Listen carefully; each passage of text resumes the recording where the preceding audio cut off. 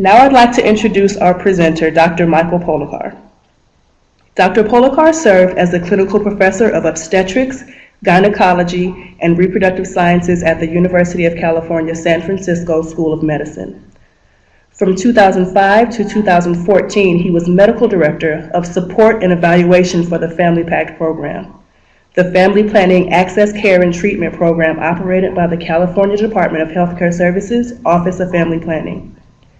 He currently serves as Professor Emeritus of Obstetrics, Gynecology, and Reproductive Sciences at UCSF. Thank you for joining us, Dr. Polakar, and the floor is yours. Okay, great. Thank you, Renee, and thank you all for joining us today. Let me give you a little background about what we're going to talk about, and then we'll jump in and get started. And as you heard earlier, there will be plenty of time for questions at the end. So, as you know, Family PACT has made a real effort over the last few years to try to prepare as many clinic sites as possible, ideally all of them, to be able to provide both IUD and implant services. So I assume that those of you who have logged in have gone through a training, either one that the Office of Family Planning sponsored, or possibly another through where you initially did your training, or through a contemporary forums meeting, something like that. So today we're not going to cover the basics. We are going to go into somewhat greater detail about managing the rare complications that occur in relation to IUDs, and more importantly, how to prevent them. I also want to mention that this is actually part of a series of webinars, in that you'll notice today that I'm not covering pain management at all. We're actually planning on having a separate webinar on that topic sometime in January or February of 2019, where we will go into much more detail about pain management for various types of office procedures. So with that, let's go ahead and get started. I have two disclosures. One is that in the last month, I have been a litigation consultant, for Bayer Healthcare for a class action suit that has to do with the Mirena IUD.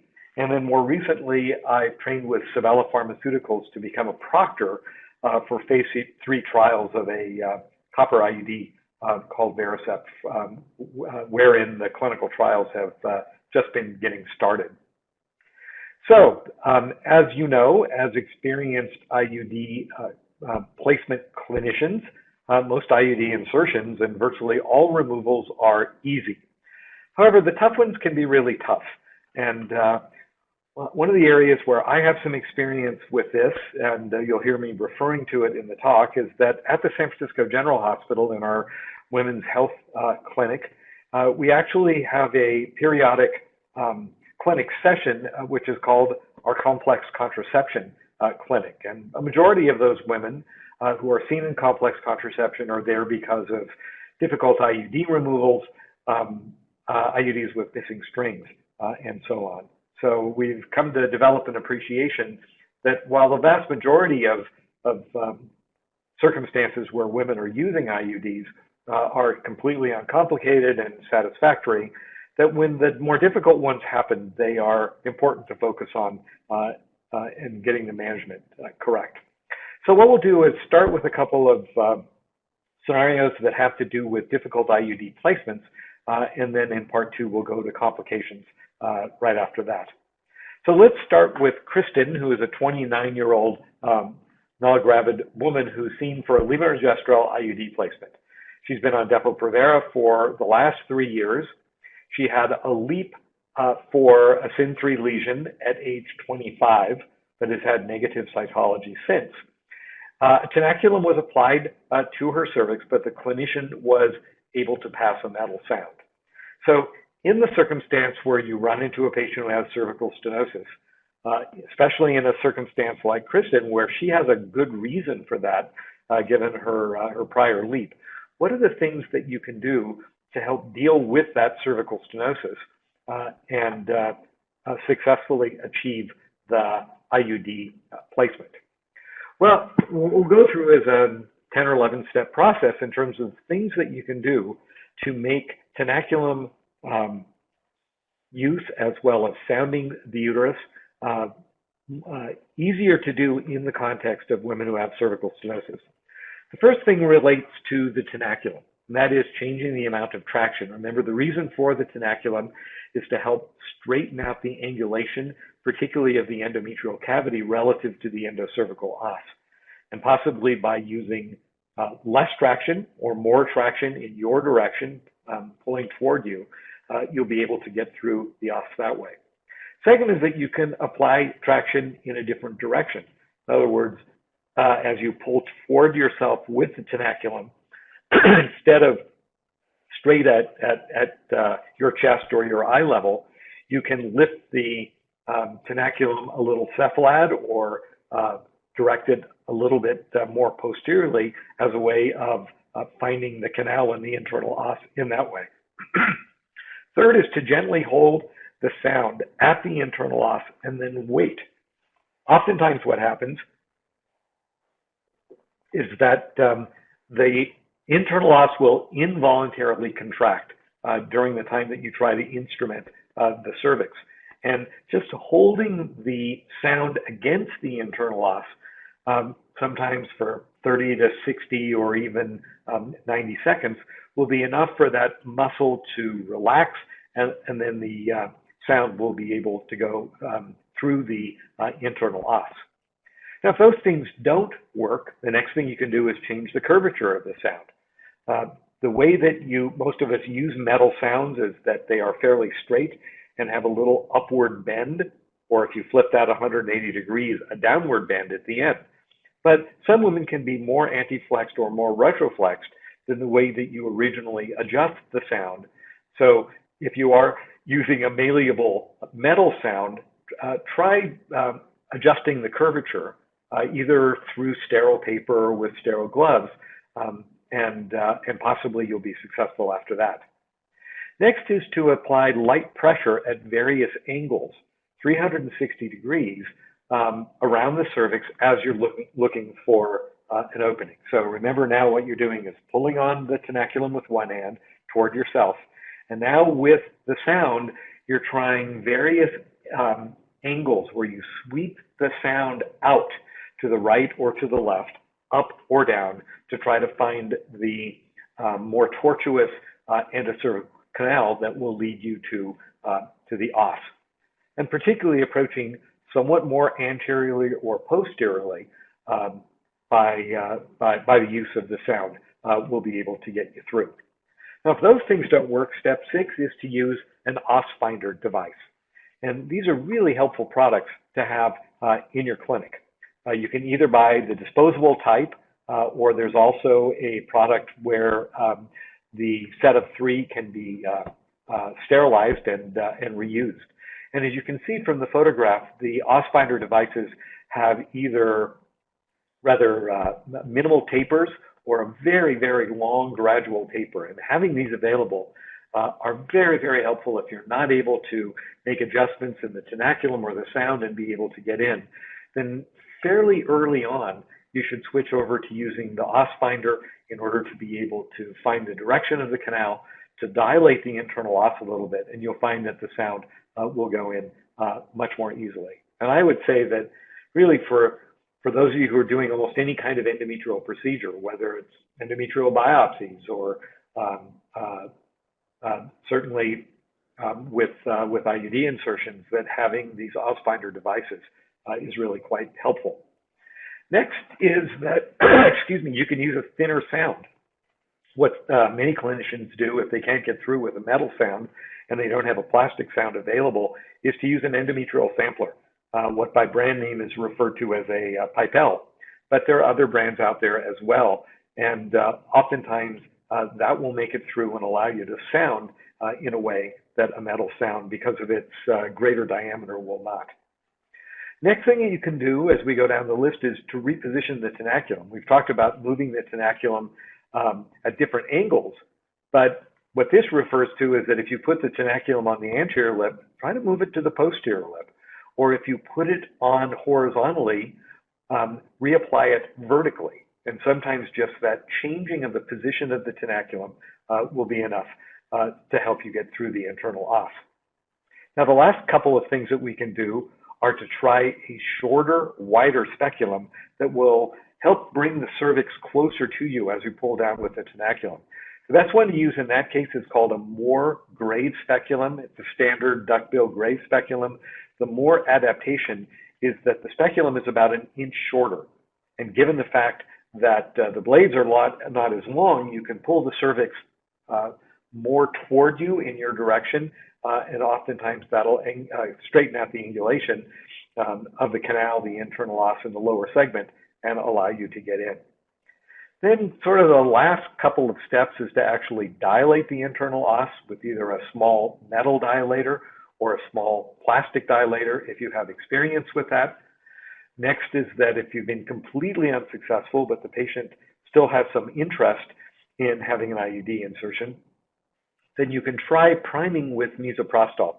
And in the one good study on this topic that was reported from Chile, the regimen was misoprostol 200 milligrams per vagina 10 hours before the IUD insertion, which that would be the night before, and then again 4 hours before the placement. Now, I do want to emphasize the fact that this does not mean routinely using misoprostol. There are at least 6 studies that show that that does not help to reduce pain or to increase the success rate.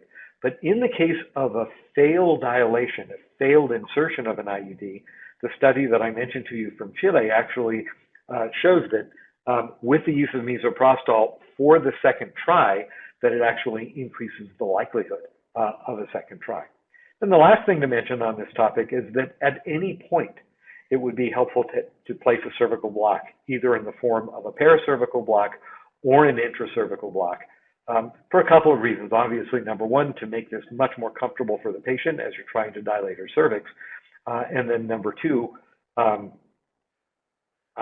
just to help with the relaxation of the smooth muscle of the internal os. Now, what if you are able to pass the sound, but not able to put the inserter in for the IUD? Almost always that's because of the fact that the plastic inserter has a tendency to bow. So you've opened up the internal os enough to be able to get in the sound, but when you try to put the inserter through the os, it bends. So a way of making the inserter stiffer is to choke up on the inserter handle. That will make the tip of it more rigid. Second is to place some sterile lubricant on the tip of the inserter, which perfectly reasonable to do that as long as it's sterile, and will help it sort of slip through that now preliminarily dilated internal os. Then another trick which seems to help is to leave a small plastic sound in the canal and then come alongside it with the inserter. Because by leaving that small sound in the canal, basically you've now charted a pathway through the canal, through the internal os, and you can just pass the inserter right past it. And of course, the next step is to take the sound out, leave the inserter in, and then proceed with doing the IUD insertion. All right, let's go on to our next topic, which is Betsy. She's a 19-year-old null-gravid woman who tells you that she faints easily. Betsy has a history of feeling lightheaded at the sight of blood. And in fact, she recently had a fainting spell after having HPV Gardasil immunization. As you know, the adjuvant that's in Gardasil can be quite painful for some people, and there are reported cases of women having vasovagal fainting, or for that matter, men after having a HPV immunization injection. She told her primary care provider about this problem. She listened to Betsy's heart, ordered an electrocardiogram. They were all normal. Now, while Betsy is having her levonorgestrel IUD placed, she says, "This is going to take much longer. I really need to go to the bathroom." And when you hear that, you know that that's always a tip-off, whether you're doing an IUD placement, an implant placement in the arm, even a colposcopy or an endometrial biopsy. But when patients all of a sudden really have to go to the bathroom, that is particularly characteristic of an impending vasovagal episode. So what happens with vasovagal episodes is that by the stretching of the cervix, although it could be any other type of procedure, sometimes it's just the sight of blood. What it does is to trigger a reflex where a person has extreme peripheral vasodilation, that is to say, the blood pools in the veins of their arms and legs. Another part of that reflex is that the heart rate will drop quite low, usually in the ballpark of around 30 or 35. And of course, there's a drop in blood pressure that happens both because the heart rate is less as well as the peripheral vasodilation. In my experience, where I've diagnosed lots of vasovagal episodes, I do that primarily based on the bradycardia. So the patient says she feels like she's going to faint. I grab her wrist, I feel her radial pulse. And if it's less than 40, I know she's undergoing a impending vasovagal. Now, these episodes are more likely with the pain of cervical manipulation, irrespective of why, cervical biopsies, endometrial biopsies, putting in an IUD. It's also more likely in women with previous episodes of vasovagal fainting and more likely to happen in women who are dehydrated or who have been NPO before their procedure. The full spectrum of symptoms includes weakness, lightheadedness, visual blurring or the complaint of tunnel vision, a complaint of nausea, vomiting, feeling like she's going to throw up, feeling excessively warm or cold, tinnitus, which means a ringing in the ears, and we've already talked about this sudden need to either urinate or defecate. Now, the signs of an impending vasovagal are a facial pallor. In other words, the blood sort of drains out of the face. And a woman who's about to have a fainting episode will oftentimes have this distinct sort of green hue to her face before she actually faints. Other things which happen before the syncopal fainting episode is yawning, pupillary dilation, a sense of nervousness. Diaphoresis means that you're having a hard time catching your breath, and sometimes even slurred or confused speech. So the ways you prevent a vasovagal, which, by the way, are unavoidable in women who are having IUD insertions, they don't happen often, but sooner or later you will run into a patient with a vasovagal, is that people should be well hydrated before they have their procedure. In fact, it's a good idea in your clinic to have a supply of a sports drink around so that people can hydrate beforehand if they haven't actually done that. Eat something before placement, so women should never be NPO before they have an IUD placed. And then prophylactically have the woman control her muscles if she has a known history of a vasovagal episode. This, by the way, is exactly what should have been done for Betsy, is to explain to her that she's at risk of this happening again with her IUD insertion and that she really needs to squeeze down on her muscles given her past history of vasovagal episodes, particularly with her Gardasil injection. Now, how do you explain that? So it is isometric, meaning equally laterally, contractions of the arms and the legs. So it can actually model for her just intense squeezing down of her hands, her arms, her feet, and her leg muscles. It doesn't help to squeeze your abdominal muscles or to squeeze down at all in your trunk, but you do try to squeeze down as hard as you can, as much as you can in your hands and arms, feet, and legs. What that does is it brings the blood back to the core and will often abort the response. There's no need to take the speculum out immediately, have her change position, just instruct her how to tense her arms and her legs.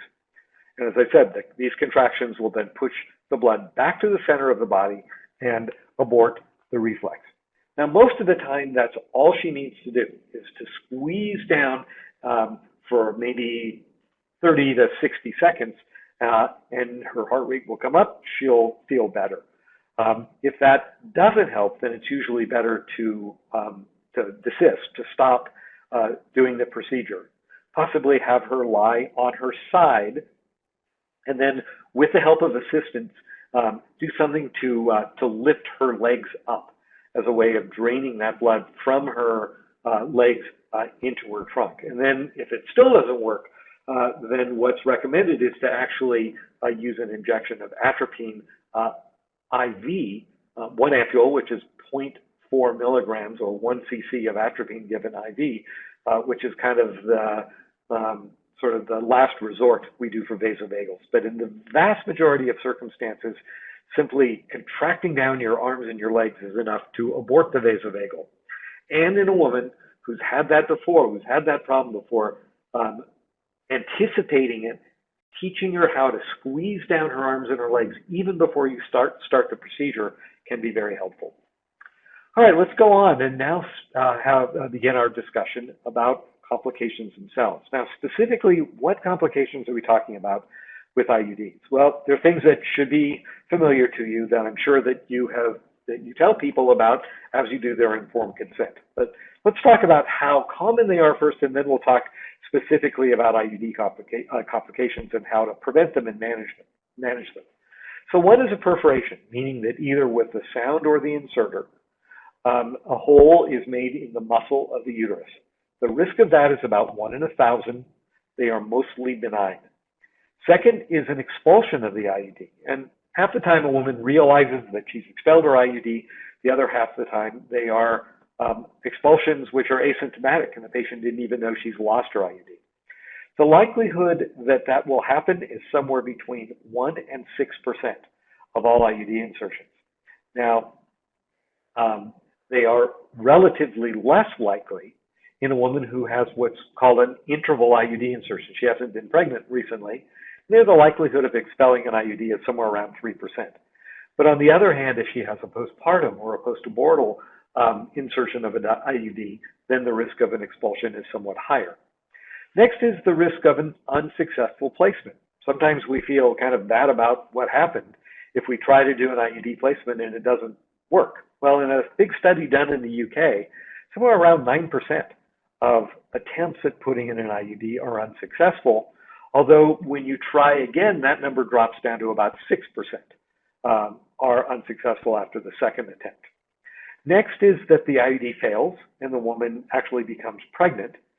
That is less than 1 per 100 women per year. And the rate of PID, pelvic inflammatory disease, while it is slightly increased in the first 20 days after an IUD insertion, then goes to a rate of about 1 to 2 cases of PID per 1,000 women per year, which is the same as the general population.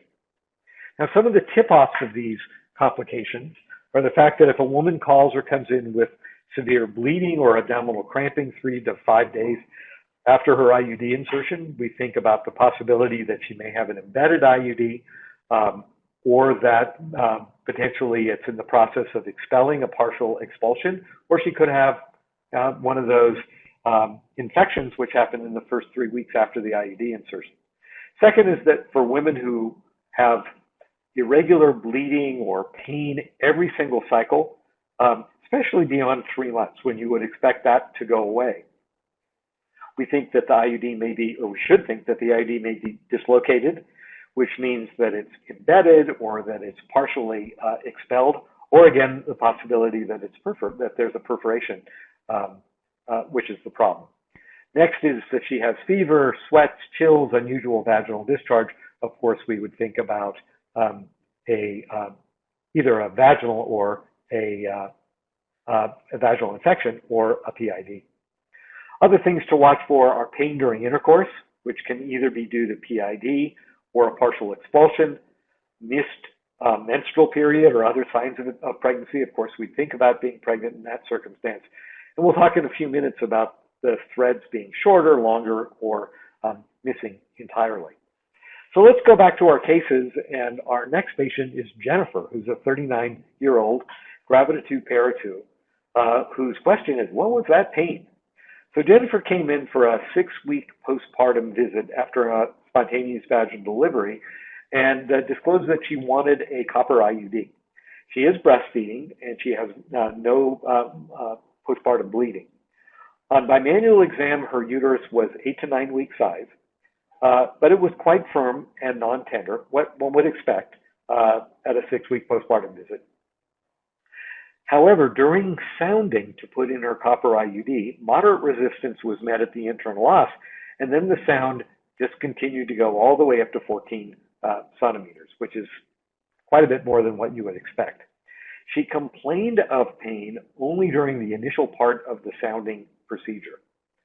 So what's happening with Jennifer almost certainly is the fact that she's had perforation with the sound. There was a moderate amount of resistance at the internal os. Then once that resistance was overcome, the sound just kept going and going. We would have expected in her postpartum status, her uterus might have sounded to 9 or 10, maybe even 11. But if it goes without any resistance at all to 14 centimeters, then you would certainly need to think about a perforation. Another less likely possibility is that she just has a rather large uterus and it sounded to 14 centimeters because of her postpartum state. But with this particular picture of the resistance at the internal os followed by no resistance at all out to 14 centimeters, you almost certainly have a perforation. So what are you going to do in that circumstance? What you would worry about is this patient in her x-ray. You may notice in her right upper quadrant, there's an IUD up there. It looks like probably a Mirena that's literally under her diaphragm up near her gallbladder, which is the result of a translocation, a perforation where the IUD is actually left in the abdominal cavity. So let's talk a little bit about perforations. They are more likely to occur when the uterus is tipped very backwards. So if you have a retroflexed or posterior uterus, perforations are quite a bit more likely. Postpartum placement, especially in lactating women. So this is an attitude which has kind of gone back and forth over time. But the most recent article, which was quite a large series from Scandinavia, showed that while the overall rate of perforations is about 1 in 1,000, in postpartum women, especially lactating women, it's more like about 6 in 1,000. Now that's definitely not a reason we should not be putting IUDs in postpartum women. That's still a relatively low rate at 6 in 1,000, but it is quite a bit higher than it is in women who are not postpartum. Then the third issue that has to do with uterine perforation is the skill and the experience of the provider. The more IUDs you've done, the less likely you are to encounter a perforation. Now, the typical location is right in the midline at the uterine fundus. So think about a sound or even an inserter going through the very top of the uterus. Okay, there are no significant arteries or veins in that area. Of course, there's a blood supply, but no major vessels. And if a sound or a inserter goes through the top of the fundus, it would be extremely uncommon to cause any kind of damage higher up in the intestines or in the mesentery or in the retroperitoneal organs. And for that reason, fundal perforations are almost always asymptomatic and they're almost always benign. Think of what happens when a woman has an amniocentesis. A large needle is put through the muscle of the uterus. Basically, that's what's happening with a perforation. You make a tract through the uterine muscle. That tract will go down, will close down very quickly. Okay? The problem is not so much the hole in the uterus. The problem is if the IUD is left in that tract, that's what's called an embedment, where if the IUD works its way through the tract and ends up in the abdominal cavity, that's called a translocation. We'll talk more about those in just a minute. Okay? So when you would suspect a perforation is if the sounding is much deeper than you expected, or if you have a lot of resistance, particularly at the internal os, followed by absolutely none at the fundus. And if you have real-time ultrasound in your office, it can be used to help confirm the fact that a perforation actually has occurred. It's really quite easy to see when you use real-time ultrasound, either the sound hitting the top of the endometrial cavity or literally going through a tract. But you don't have to have the IUD available. I'm sorry, you don't have to have the ultrasound available. It's helpful if you do. Now, what about management of our patient? We suspected that we caused a uterine perforation with the sound. So if the perforation happens before the IUD is deployed, stop the procedure. Certainly don't make any attempt to put the IUD in place after a sound-induced perforation. Just stop, okay? And she may be able to have her another attempt in a few weeks or a month. Number two, if you detect the fact that there's been a perforation during the placement of the IUD itself, you should remove it. So the best example of that is you've been able to sound appropriately, but when you're doing the IUD insertion itself, the inserter goes much, much further than you expect it to. And maybe you've deployed the IUD or not. If you can retrieve it, then that's the optimal circumstance.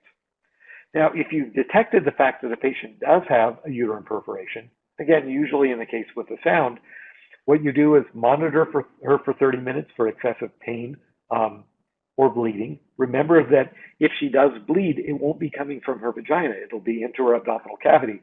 But it's usually a very small amount of bleeding that happens. Most patients will feel completely fine and back to normal within 20 or 30 minutes, and they can be discharged. However, she doesn't have an IUD, so provide her with an alternate method of contraception. And what we typically do is wait until after the next menstrual period to try again. So wait at least 2, 3, 4 weeks for that tract to close down before another attempt is made at an IUD insertion. And by the way, when she comes back for that additional attempt, it may be more successful if it's done with ultrasound done at the same time as the IUD insertion, just to make sure that there's not a repeat perforation. Now, what are some of the things you can do to prevent a perforation from happening? Always, with every IUD insertion, do a bimanual exam beforehand to detect anteflexion, retroflexion, and particularly if it's extreme, taking that into account as you're doing the insertion. Second is to always use the Tenaculum to give you traction, to straighten out the uterine axis. Careful hand positioning of the sound in the inserter, and particularly with the sound, that means holding it like a dart. Okay, you don't want to hold the sound in such a way that you can apply lots of pressure and push it right through the internal os and then potentially through the fundus. Instead, you protect yourself by holding the sound like a dart, and you might even brace your fingers against the speculum, and that prevents you from going too deep. Consider using a plastic sound routinely. And the reason for that is that an OBGYN in Salt Lake City, Utah, Dave Turok, did a study of women who had had a hysterectomy, the uterus had come out of the body, and then with those uterine pathology samples, what he did was to look at how much pressure was necessary to cause a perforation through that excised uterus with either a metal sound or a plastic sound. With a metal sound, it took a fair amount of pressure. With a plastic sound, it was almost impossible. So we know that plastic sounds will usually bend before they'll actually cause a perforation. Next is never use the IUD inserter to sound the patient. This one's really important. You know, a shortcut that many clinicians take is they say, I don't want to sound the patient. It hurts her. It takes too much time. I will just use the Bayer inserter or the Paragard inserter, IUD inserter, as the sound. And that way I can skip the step of doing the sound. Not a good idea for two reasons. Number one is because of the fact that oftentimes the inserter is just not rigid enough to successfully use as a sound. Number two, what if she sounds to under 5 centimeters and maybe a nulliparous adolescent? Or what if she sounds to 16 centimeters in a grand multipara? Well, those are women who are not considered to be candidates for an IUD. Remember, the depth of the uterus has to be at least 5 or 5.5 centimeters. The upper limit is somewhere around 10 or 12 centimeters. And let's say, for example, you sounded someone with the IUD inserter, she sounded to 4, and you couldn't do the insertion, you now have an $800 sound. So only open the package after the patient has been successfully sounded and she knows she fits within the criteria for doing an IUD insertion. Next is don't use the white stabilizing rod as a plunger with copper IUDs. The stabilizing rod is intended to hold the bottom of the IUD in place while you withdraw the tube, but not to plunge it into the endometrial cavity. And if you're finding a lot of resistance at the internal os, as we talked about earlier, again, a cervical block with the use of an os finder device or a cervical dilation is really the best guarantee you have of trying to avoid causing a perforation. Other thoughts are to move slowly and intentionally.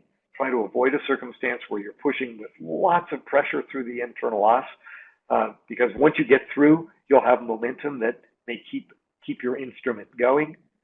And then also, once you've passed through the internal os, just stop. Pause for a second. The muscle will relax, and then you can intentionally proceed to the fundus in a more controlled fashion in such a way that you'll avoid a perforation. You'll feel resistance when the sound touches the fundus. And of course, that's always a signal to stop advancing the sound at that point. And remember that even though we sound first and then we set the flange on either a levonorgestrel IUD or a copper IUD, that once you put the inserter in, ideally, if you've done your measurements correctly, the flange should hit the cervix at the very same time that the tip of the instrument hits the fundus. But that's not always the case. So if you feel the fundus and the flange isn't against the cervix, stop. Or alternatively, if the flange hits the cervix and you don't feel the fundus, also stop in that circumstance. Whichever one hits first, either the flange on the cervix or the instrument at the fundus, then go ahead and stop.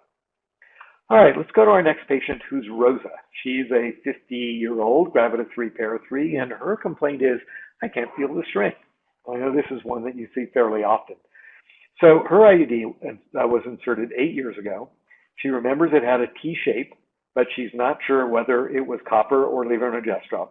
She hasn't been able to feel the string for at least 2 months, but before that she checked irregularly and thought she felt the string. On your exam, the string is not present at the external cervical os. So what are the possibilities? So this is something I had to deal with very frequently at the complex contraception clinic, particularly when I was teaching our residents and fellows. The question is, when you cannot see an IUD string on a patient, there are 5 possibilities for what that could be. And you really need to think about each one of them as you begin the workup. So possibility 1 is that the IUD is in place, you just can't see the string. That's because the string is coiled in the canal or in the endometrial cavity, or maybe the string was short or broken or had been cut at some point. So the IUD is there, you just can't see the string. Second is that she may have had an unnoticed expulsion. The IUD fell out. Third possibility is that she's pregnant. Now, if she has an intrauterine pregnancy, as the uterus gets bigger, it pulls the IUD upward toward the fundus, and the strings get shorter and shorter, and finally you can't see the strings at all. Okay. Number 4 and 5 are due to malpositioning of the IUD after a perforation. So one is embedment of the IUD into the muscle of the uterus, and the IUD is so stuck in the wall of the uterus that you can't see the strings. And then the final one, again following a perforation, is a translocation, where that IUD was inadvertently put through the uterine wall into the abdominal cavity. Now, translocations happen in 2 circumstances. One is about half occur right at the same time that the IUD is inserted. The other half of translocations are IUDs that are initially embedded in the wall of the uterus, and then over time they work their way, the IUD works its way through the uterine wall into the abdominal cavity, just like a sliver would work its way out of your skin. Okay, so those are the 5 possibilities. So think of each of those possibilities as you're working up a patient for a missing string. Again, I'm going to emphasize the fact that that tract in the muscle of the uterus is not the problem. Perforation is not the issue. It's the abnormal position of the IUD, either being embedded in the uterine muscle or in the abdominal cavity, which is the problem. All right, so how are we going to manage those possibilities? Excuse me. So I'm going to show you the algorithms for the workup in just a moment, but let's say, for example, that an ultrasound shows that the IUD is exactly where it should be, but the string is coiled up inside. Well, if the patient wants to continue with that IUD, there is absolutely no reason to remove it. So let's say, for example, she's had a Mirena in for 3 years. It has a 5 or even a 7-year lifespan. There's absolutely no reason to remove the Mirena and put in a new one just because you can't see the string, as long as you've proved that it's within the endometrial cavity based on the ultrasound. Now, the patient might ask, well, how do I know that it doesn't fall out at some point in the future? And the answer is that you don't have to do this, but the patient can choose to have a once-a-year ultrasound just to show that the Mirena or her IUD is in the right place until the lifespan of that IUD is up. Okay. On the other hand, if she has an IUD in her uterus and can't see the string, and she says, look, I want to get pregnant, or I was planning on having my IUD out, then we can do an office extraction of the IUD. I'll also tell you about how to do that in just a few minutes. All right, the next possibility is an expulsion. And as I mentioned to you, the rate of expulsion is somewhere between 2 and 10%. The risk of expulsion is related to the provider's skill at getting the IUD up in the fundus at the time of placement and not too far down within the endometrial cavity. The patient's age, where younger women are more likely to expel. Parity, where multiparous women are more likely to expel. And uterine configuration, so a woman who has a submucous fibroid is more likely to expel as well. And then the time since insertion, most expulsions happen within the first 6 months after an IUD is placed. Probably not related so much to the timing of the insertion unless it's a postpartum or post-abortion insertion of an IUD. Now, oftentimes the way that an expulsion is diagnosed is a woman who comes in and is pregnant. She's late for her menstrual period, maybe has pregnancy symptoms. The string isn't seen, and then on further workup, she has no IUD in her body, so she expelled the IUD, and its presenting complication was the fact that she was pregnant. However, partial expulsion might be present with pelvic pain, cramps, intermenstrual bleeding. Partial expulsion means that the stem of the IUD is stuck in the cervical canal, so that it's not in the endometrium working the way it should. It is literally stuck in the canal, and that causes intense cramps, pelvic pain, intermenstrual bleeding, usually painful intercourse for the patient, and definitely painful intercourse for the partner if his penis is bumping into the stem of the IUD, which is now at the external os. And then the other thing that may show a partial expulsion is that the IUD string is much longer than it had been previously. Sometimes it will literally come down to the vaginal introitus. Okay. So then the next possibility we've covered so far, the IUD in situ, and the possibility of asymptomatic expulsion. The third possibility is that she's actually pregnant. Okay, and you'll see in a moment when we talk about the stepwise workup that early on in the patient with a missing IUD string, we have to do a pregnancy test. If the pregnancy test is positive, then of course the next step is to find out where she's pregnant. Is this an IUP or an ectopic? The reason for that is that IUDs don't fail very often, and women who use IUDs have a much lower rate of ectopic pregnancies than women in the general population. Okay, both IUDs prevent ectopic pregnancies. However, when an IUD fails, there is a higher likelihood that that pregnancy is in the fallopian tube than it is in the uterus. And what is most typically quoted is that somewhere around 25 to 50% of IUD failures with subsequent pregnancies are in fact tubal pregnancies or ectopic pregnancies. Okay, so step one, woman with a missing IUD string, positive pregnancy test, get an ultrasound. Okay, if there's a possibility of ectopic, then that's managed appropriately. On the other hand, if she does have an intrauterine pregnancy, then the next question is, your IUD failed, you have an intrauterine pregnancy, do you plan to continue your pregnancy or not? If a woman is planning on having a pregnancy termination, it's best not to remove the IUD and to await her procedure, because if you take the IUD out, that actually could trigger a miscarriage. So if she's going to have a pregnancy termination a few days later, just wait until the time of the termination and the IUD can be taken out at that point. All right. If, on the other hand, a woman says, all right, I understand I'm pregnant, I want to continue with my pregnancy. Okay. If you can see the strings, then it's better to try to remove the IUD just by gently pulling on the strings. On the other hand, if the strings are not visible, do not attempt any type of removal. Okay, just because of the fact that there's almost no way to avoid interrupting the pregnancy by instrumenting the uterus when the IUD is in place. However, if she continues the pregnancy with an IUD in place, she is at increased risk for a miscarriage in both first and second trimester, as well as preterm birth. On the other hand, there is no greater risk of birth defects. So remember that that IUD, which is in the uterus as it grows, is outside of the amniotic sac. It's kind of pinned between the amniotic sac and the uterine wall. So it's not as if the baby is going to be born with an IUD in its hand. because the IUD is outside of the ovisac. All right, so next possibility is a translocation. As I mentioned, translocation is when the IUD is in the abdominal cavity. Do they always have to come out? And the answer is that copper IUDs cause a lot of scarring and reactivity within the peritoneal cavity, more adhesions or scar tissue, and therefore whenever we make that diagnosis, they should be extracted by laparoscopy.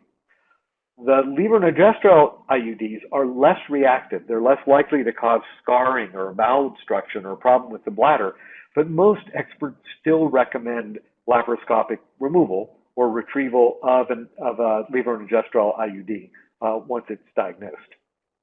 Now, the final thing to mention is embedment. So that's when an IUD is stuck in the muscle of the uterus.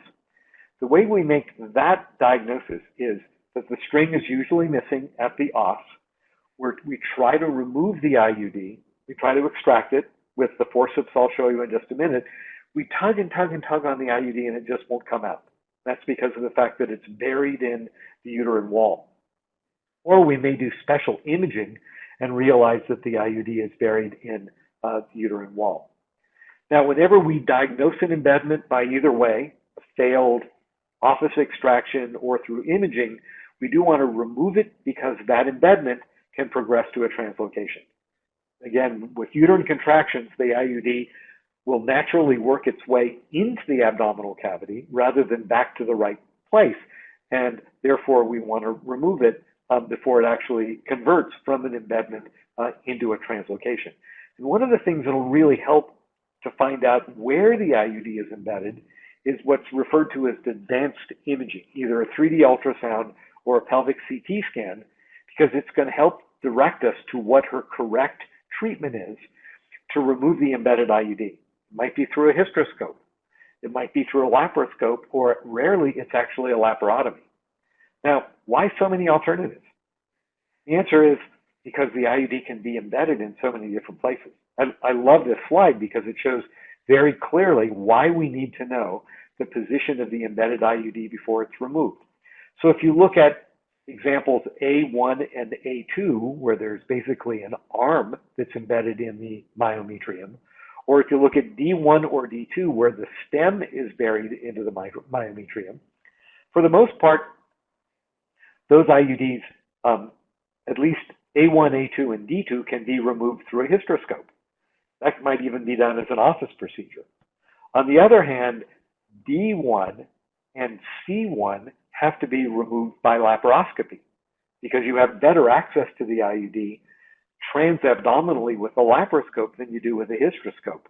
And the worst circumstance at all is D, where you can see that the entirety of the IUD is completely buried in myometrium, and you couldn't get that either with a hysteroscope or a laparoscope, and therefore the woman would have to have a procedure, in that case, a laparotomy, in order to make an incision in the uterine muscle and take that IUD out. Now, the important thing is that a regular 2D ultrasound will not show you that kind of detail. That's why you either need a CT scan or a 3D ultrasound in order to be able to find exactly where that IUD is. All right, so let's kind of finish up this, and we'll have one more case and then your questions. So how do you manage the patient then who has a missing IUD string? Well, the first thing is, it may just be coiled up in the canal.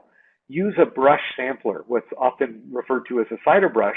Just put it in the canal, spin it like a spaghetti fork, remove it. That may be enough to sweep the string out of the canal. If it's not, you need to know if the patient's pregnant. So perform an office urinary pregnancy test. If it's positive, the next stop is to get an ultrasound to see if this is an intrauterine pregnancy or an ectopic pregnancy. If the pregnancy test is negative, then if you have office ultrasound, it's best to ultrasound the patient next. If you do not see any IUD at all in the uterus on ultrasound, it could be because she has a translocation. So send the patient to diagnostic imaging to get an abdominal film called a KUB. However, if you see the IUD in the uterus, then we go to the last step. Number 4 is, does she want to continue with the IUD? And if she does, she can continue use for the rest of the lifespan of that IUD If not, we can attempt to extract it. Oops, wrong direction. Okay, so this basically is an algorithm that tells you what I just explained if you have an ultrasound in your office. So no string in the canal, pregnancy test negative, office ultrasound is done. Over on the left side, if the IUD is present and she wants it retained, just leave it. If she wants it removed, we're going to try to extract it in the office. Most of the time we're successful. Some of the time we tug on the IUD and we can't get it out, in which case she has an embedment. And then sometimes we probe around the endometrium to try to remove the IUD, we can't find it. And then we go over to the right side. So if the IUD does not show up on ultrasound in the uterus, then the next step is to get a KUB. The KUB looks at all of the abdominal cavity. If it cannot see the radio opacity of the ultrasound, it's not in her body. It's been expelled. End of story. On the other hand, if the KUB shows that it's in her pelvis, then we ask the radiologist to do a formal ultrasound. If it's present in the uterus, it means it's probably embedded, and we go to the next step of doing the 3D ultrasound or the CT scan. On the other hand, if it's present on the KUB and absent in the endometrial cavity, then we know it's translocated, and she'll go to laparoscopy. Now, the next algorithm is similar but not identical. It's what you would do in the case of having no office ultrasound. I won't read that to you, but because I've more or less explained it. Now, how do you actually go about removing an IUD in the office where you can't see the strings? Okay, pregnancy test is negative. You're not able to sweep the strings out with a cider brush. Get consent for a uterine instrumentation procedure. Do a bimanual exam. We've already talked about probing the canal for the strings. Apply a tenaculum. Do a cervical block if you know how. It is considered to be optional, but it is recommended. Okay. Then you choose an extraction device. Okay, and I'd rather show you the extraction devices. So this one is called an Emmett thread retriever. It's a little like a Christmas tree. You put that through the internal os, you spin it like a spaghetti fork, and either one of the arms or the string will be caught on one of those notches, and you can take the IUD out. Now, until very recently, these were not available in the United States. They are currently available and can be ordered. Just Google it in the United States and you'll be able to find these. Here's another variant of a thread retriever. This is the one that we use at San Francisco General. It's called an alligator forceps. Some of them are relatively more thick. Others are very narrow. We prefer the narrow ones. But you can see that the value of this is that the fulcrum, basically the grasping end of this forceps, is at the very end. So what you do is put the tenaculum on, pull down very gently, put the alligator forceps through the canal, through the internal os, then open the forceps, close it, turn 90 degrees, and then withdraw it. What you're trying to find is either the string, the stem, or an arm. Okay? And the way you do this is you start by opening and closing the forceps just right through the internal os in the lower uterine segment, because you don't want to do a lot of probing around. It's painful and can be dangerous. But each time you insert the forceps, go a little higher, open, close, twist, take it out. And in my experience, about half the time you'll grasp the string, and the other half the time you'll grasp an arm or the stem, and then you'll be able to remove it. Now, there are times when you grasp, tug, and it just won't come. In that circumstance, you're dealing with an embedment. You should stop there. Okay. Now, the last part of this is that at any point, doing real-time ultrasound may help to show you where the IUD is. If the alligator forceps or the Emmett thread retriever don't help, you can actually use a metal hook or an aluminum hook, like a crochet hook, which you use just very gently and move it along the anterior wall and the posterior wall. You know, those were mainly used back in the days of Lippy's loops, but they may help occasionally. And then finally, if you feel the IUD, but it just won't come out, just stop. Desist, get that 3D ultrasound or CT scan, and show exactly where the embedment is. All right, one last topic, and then we'll wrap up and take some questions. I'm going to skip over this slide. I've really explained most of it already. But let me mention one more thing about IUD removal, because this comes up in our complex contraception clinic every now and then. What about a patient who is going through menopause? And she says, you know, I don't really need this anymore for pregnancy. What should I do? Well, if you can see the strings, remove it. On the other hand, if you don't see any strings visible, then you really need to weigh the risks of instrumenting her uterus. If you ultrasound her, the IUD is present in her uterus. She doesn't need it for birth control anymore. What you have to counsel her about is, what's the risk of leaving it for the rest of your life? Maybe a little postmenopausal bleeding, probably not pelvic actinomycosis, versus the risk of removal, which is pain and the possibility of perforation.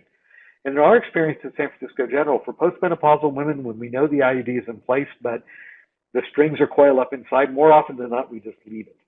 And if it's a tailless IUD, a stainless steel coil, which by design has no tail, those are not inserted in the United States, only in China, then we advise the woman just to leave that in place, unless she insists upon its removal. Now let me tell you just about the last few slides, and then I'll stop. As I mentioned, PID in an IUD user is very, very uncommon. It's no more likely than women in the general population. But there are two guidelines that tell us what to do in women who develop PID when they use an IUD. Okay, the first is from the selected practice recommendations. You'll see a link to getting this in the materials for the webinar. Basically, what the selected practice recommendations say in the chapter on IUDs is, if a woman has PID with an IUD in place, use one of the CDC antibiotic regimens, but you do not need to remove the IUD immediately if the woman needs ongoing contraception. However, have her come back in 2 or 3 days. If she has no improvement in the PID, then continue her antibiotics and consider removal of the IUD, because there are some patients where the IUD inhibits the ability of the body to deal with the infection and you take it out. But that's only in women who fail antibiotic therapy. Okay? And if the woman wants to discontinue the IUD, all right, what we typically do is start antibiotics first, wait a day or two, and then have her come back for the IUD removal, just so that removing the IUD in the face of infection doesn't cause any kind of bacterial shower. Okay, but for the most part, we leave the IUD in place when we're treating PID. Now, if you flip it around and look at the CDC STD Treatment Guidelines, they basically say the same thing. If an IUD user is diagnosed with PID, you do not need to remove the IUD. Treat consistent with the PID recommendations in the CDC STD Treatment Guidelines. Have the patient come back 2 or 3 days later. If she's no better, consider removing the IUD. And the treatment outcomes are really by treating PID, are no different if you take the IUD out or not. So there's no reason to take the IUD out unless the woman has not responded to therapy. I'm going to skip this slide on actinomyces. You can read that. I will just go to the last one, which is, what if a woman has a vaginal infection and has an IUD in place? You diagnose her with trichomoniasis or bacterial vaginosis. Obviously, IUD removal is not necessary in that circumstance either. Whoops, wrong way. So I am going to stop at that point. It is 1:01, and I'd be happy to take any questions you have either on the topics that I discussed in regard to IUDs or things that I didn't mention in the context of complications where you'd like to ask a question.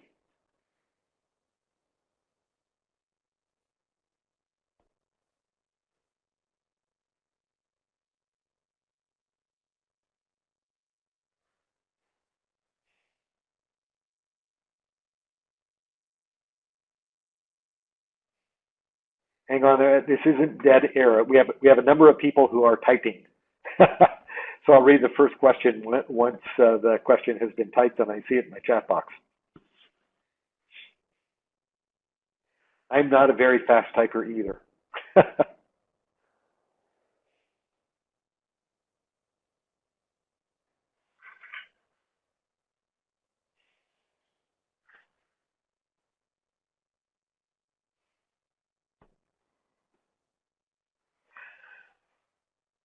Yeah, hi. So do you know who manufactures the reusable set of 3 OS finders that you mentioned? You know, I apologize. I don't have that at my fingertips, Jenna. But if you just do as a search term OS finders on your computer, you will find a number of companies. I even think there was one of the companies that had them available on Amazon. You do not need to have a prescription or have a physician order or that sort of thing to be able to buy them. But I know that when I helped to buy them for San Francisco General a few years ago, I just Googled it and found 2 or 3 different companies that made them. They're not very expensive. We like the ones that were that could be sterilized and reusable rather than the disposable ones, but both are available. All right, next question is from Karen. How long after a chlamydia infection is diagnosed and treated would you place an IUD?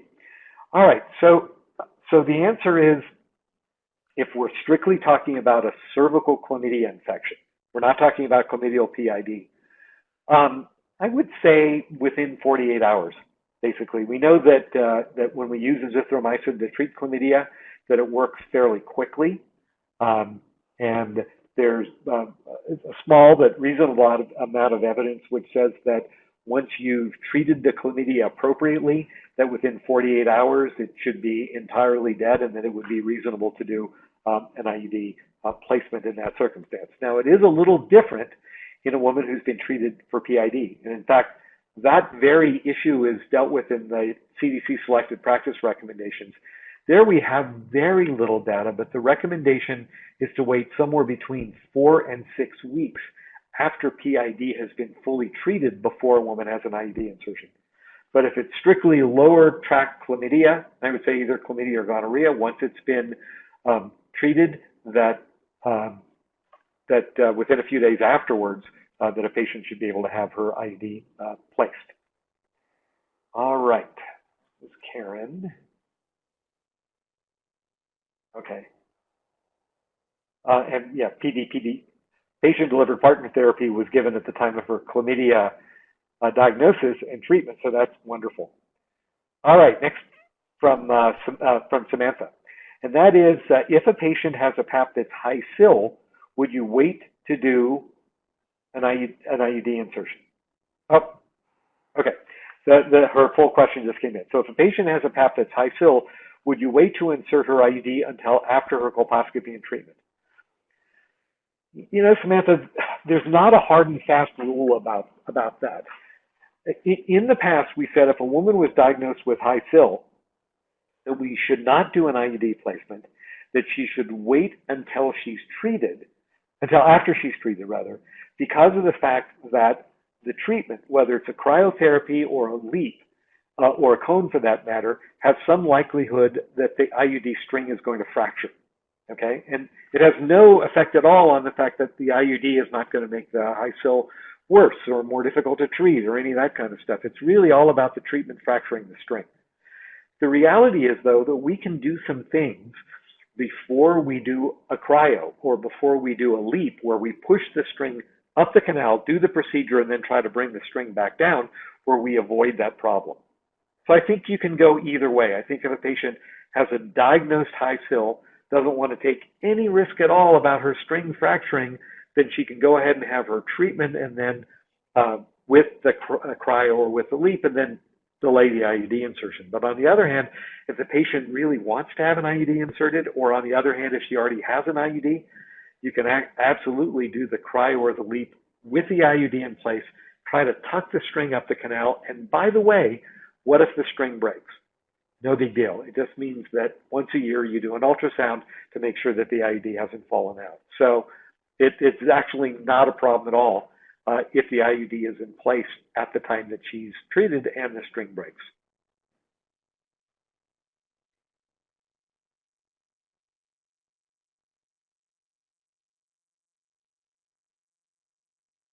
Any more questions?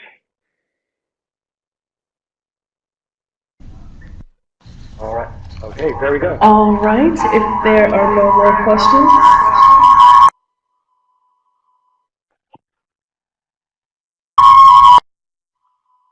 and conclude for the afternoon. Thank you everyone for participating. We hope to see you at our next webinar, and thank you Dr. Polakar for your amazing presentation. Okay. We want to remind everybody to be on the lookout for the evaluation in your email, or click the link in the web links box, or copy down the URL and complete that for us. It takes less than 2 minutes. Okay? Thank you and enjoy the rest of your day.